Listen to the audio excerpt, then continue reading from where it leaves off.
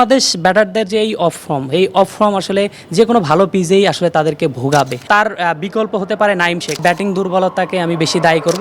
দেখেন, প্রথম ম্যাচে বাংলাদেশ হেরেছে, প্রথম টি-20-তে। দ্বিতীয় টি-20-তে চাপটা আরও বেশি থাকবে, বিশেষ করে যে পিচে খেলা হচ্ছে বা যে মাঠে ডাম্বুলায় কিন্তু বাংলাদেশের সেভাবে স্মৃতি নেই। এখানে কিন্তু বাংলাদেশ কোনো টি-20 ম্যাচও খেলেনি।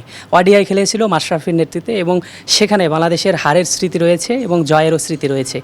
সেক্ষেত্রে এই ডাম্বুলার কথা যদি বলি, এই পিচ নিয়ে কিন্তু হচ্ছে শ্রীলঙ্কার যে ফিল্ডিং কোচ রয়েছে উপুল চন্দনা, উনি কিন্তু বলেছে যে এখানে ব্যাটিং বান্ধব পিচ হবে, অর্থাৎ এখানে ব্যাটারদের ভালো করার সুযোগ রয়েছে।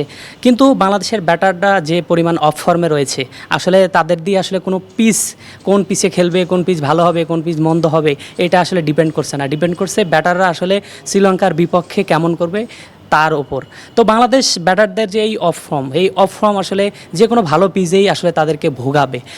আমি যদি বলি যে শ্রীলঙ্কার শিবিরে দুই সেরা ব্যাটসম্যান রয়েছে, সেই সেরা দুই ব্যাটসম্যান কিন্তু বাংলাদেশকে অনেকটা জয় থেকে ছিটকে দেয়। সেটি হচ্ছে পাথম নিশানাঙ্কা এবং কুশল মেন্ডিস এবং পাথম নিশানাঙ্কা যদি কোনোভাবে বাংলাদেশ আটকাতে পারে, তাহলে বাংলাদেশের জয়ের সম্ভাবনা রয়েছে।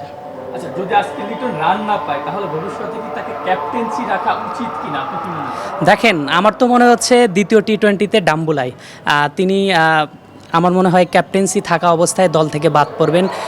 ক্রিকেট ইতিহাসে এই প্রথম এমনটি হতে পারে, আমার যেটি মনে হচ্ছে।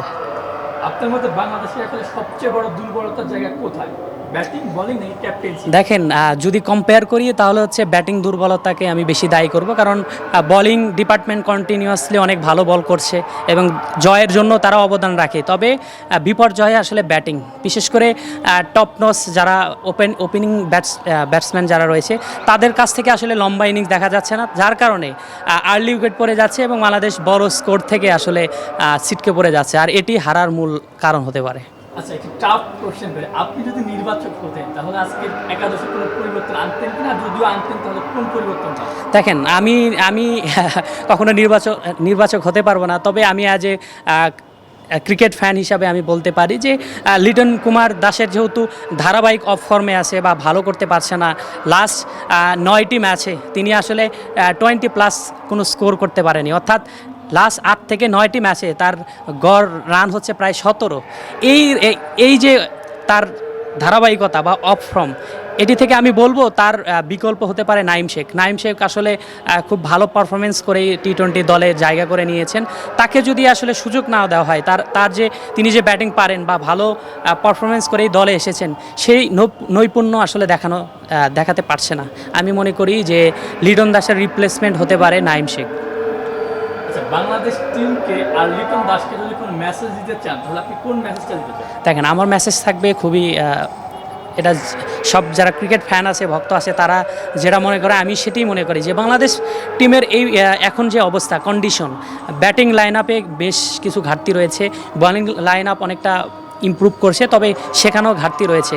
তবে আমি যেটা মনে করি যে বাংলাদেশের ব্যাটিং যে লাইন আপ, সেটিতে কিছু চেঞ্জিং আনা দরকার, বিশেষ করে যার ব্যাটিং পজিশন সেখানেই খেলানো উচিত। আপনি যদি দেখেন যে নাজমুল হাসান শান্ত ওডিআইতে দেখেছেন, তার ব্যাটিং তিনি সারা জীবনই করেছেন ওপেনিংয়ে, তাকে খেলানো হয়েছে 1 ডাউনে বা 2 ডাউনে, এবং টি-20তেও এমন দেখা যায় যে ব্যাটিংয়ের যে ধারাবাহিকতা, ব্যাটিং যে পজিশনে খেলে থাকেন, সেই পজিশন থেকে তাকে অন্য পজিশনে খেলানো হয়। সেই সাথে কখন বোলিং দরকার, কোন ব্যাটারের বিপক্ষে কোন বলার দরকার, বা কোন ব্যাটিংয়ের বিপক্ষে কোন বলার খেলছে, এই স্ট্রাইক রোটেশন করে যদি তারা না খেলে, তাহলে বাংলাদেশ জয়ের দেখা পাবে না। আমরা দেখেছি যে বাংলাদেশ টার্গেটে ব্যাট করতে নামলে মনে করেন যে ব্যতিক্রমী কিছু দেখি, যেটা আসলে অন্য কোনো দলের আসলে এখন পর্যন্ত হয়েছে বলে আমার মনে হয় না। 5 রানে 7 উইকেট কিন্তু হারিয়েছে বাংলাদেশ। আবার পরে ব্যাট করতে নামলে দেখা যায় বাংলাদেশ প্রথমে ব্যাট করতে নামলে কিন্তু বাংলাদেশের উইকেট থাকার পরে কিন্তু বাংলাদেশ রান তুলতে পারছে না। তাহলে এখানে কোন জায়গায় ঘাটতিটা রয়েছে? দেখেন, ব্যাপারেই আমি বলবো যে বাংলাদেশের ব্যাটিং ব্যর্থতা রয়েছে। বাংলাদেশ দেখেন অন্য দল যখন ব্যাটিং করে তখন মনে হয় যে ওটা আসলে ব্যাটিং পিচ, যখন বাংলাদেশ ব্যাটিংয়ে নেমে যায় তখন মনে হয় বোলিং পিচ। এটা আসলে বাংলাদেশের যারা খেলোয়াড় রয়েছে তাদের আসলে অভিজ্ঞতার আমি বলবো অনেক কমতি রয়েছে, সেই সাথে তাদের ব্যাটিং পারফরমেন্স অনেক তলানিতে নেমে গেছে। টি-20তে র্যাঙ্কিংয়ে অবনমন হয়েছে, ওডিআইতে অবনমন হয়েছে, টেস্টও হয়েছে। এই যে বাংলাদেশের ক্রিকেটারদের 3টি ফরম্যাটেই ধারাবাহিক ব্যর্থতা, এই ব্যর্থতায় পুড়ছে বাংলাদেশ, যার কারণে বাংলাদেশ পারফরমেন্স থেকে অনেক দূরে আছে। আমি টি-20 ক্রিকেট নিয়ে আমি বলবো যে ভবিষ্যতে অনেক শঙ্কায় পড়ে যাবে বাংলাদেশ টি-20 দল, কেননা ছোট ছোট দল অনেক পারফরমেন্স করছে টি-20 ক্রিকেটে। গ্লোবাল যে সিরিজগুলো হয় বা ম্যাচগুলো হয় যেমন আইসিসি ইভেন্টগুলোতে, সেখানে ছোট ছোট দল বাংলাদেশকে হারিয়ে দিচ্ছে এবং ডোমিনেট করে খেলছে। সেখানে বাংলাদেশ যেন চ্যালেঞ্জে পড়ে যায় প্রত্যেকটা দলের বিপক্ষে। এটি থেকে বলা যায় যে ক্রিকেট অবকাঠামো আরও উন্নত করা দরকার এবং টি-20 আলাদা একটা স্ট্রাকচারে দল সাজানো দরকার। সেখানে মারকুটে ব্যাটিং থাকবে এবং লম্বা সময় ব্যাটিং করার মন মানসিকতা থাকবে এবং অ্যাগ্রেসিভ ক্রিকেট খেলবে।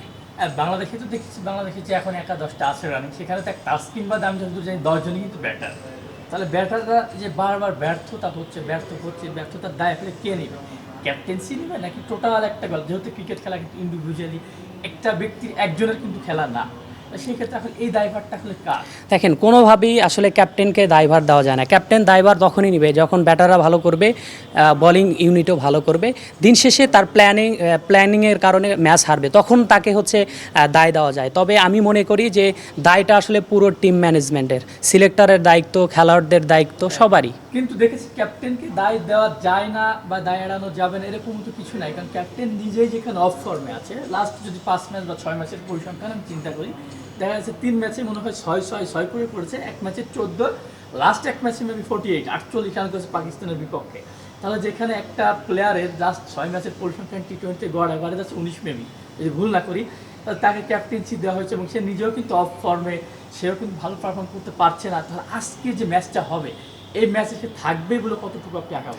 দেখেন এই কিছু বছর আগেও, 2-3 বছর আগেও, বিশেষ করে 20 সালের আগেও কিন্তু দারুণ ক্রিকেট খেলেছে লিটন দাস। এই যে লিটন দাসের উপরে যে ম্যানেজমেন্টের একটা পজিটিভ ইন্টেনশন, সেই ইন্টেনশন থেকেই যে লিটন ভালো খেলবে, হয়তো ঘুরে দাঁড়াবে, এই যে বারবার সুযোগ, সেই সুযোগ আসলে নিতে ব্যর্থ করছেন লিটন কুমার দাস। এবং এই পজিটিভ ইন্টেনশন থেকেই যারা সিলেক্টর রয়েছেন তারা ভাবছেন আসলে যে লিটন কুমার দাসকে সুযোগ দেওয়া উচিত, সেই হয়তো লম্বা সুযোগ দিচ্ছে লিটন দাসের কামব্যাকের জন্য।